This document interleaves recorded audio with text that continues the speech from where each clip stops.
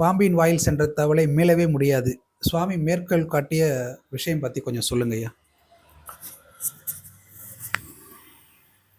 உண்மையான குரு சிஷ்ய உறவை பற்றி சாமி சொல்லுவார்.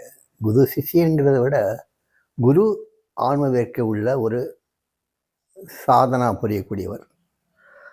இவங்களை பற்றி பேசும்போது, என்னைக்கு இந்த சாதனை பண்ணக்கூடியவர் குருன்னு ஒருத்தரை ஏற்றுக்கிட்டாரோ, என்னைக்கு குருவினுடைய திருவடியை அடைஞ்சிட்டோன்னு அவருக்குள்ள ஒரு உள்ளுணர்வு சொல்லுதோ, என்னைக்கு அதை அவருடைய குருவை அவர் அடையாளம் கண்டுட்டாரோ, எப்போ அந்த குருநாதர் அவரை ஏற்றுக்கிட்டாரோ, அப்போருந்தே அந்த சாதனை பண்ணக்கூடியவர் தன்னை பற்றி கவலைப்பட வேண்டிய அவசியமே இல்லை.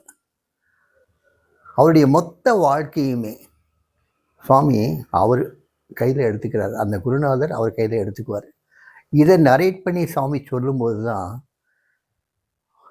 உன்னுடைய வாழ்க்கையை பற்றி நீ கவலைப்பட வேண்டிய அவசியம் இல்லை, குருநாதர் உன்னுடைய வாழ்க்கை பிற ஏற்றுக்குவார், நீ அவர்கிட்ட தப்பிச்சுட்டு போகவும் முடியாது.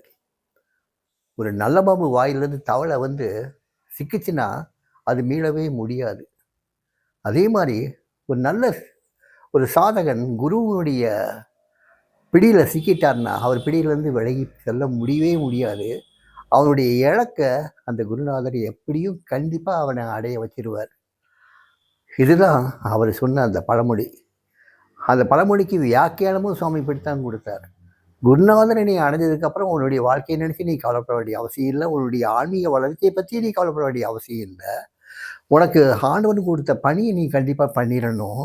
அதுக்கப்புறம் உன்னுடைய முழுமையை, ஆன்மீக முழுமையை அந்த குருநாதன் உனக்கு கொடுத்துடுவார்.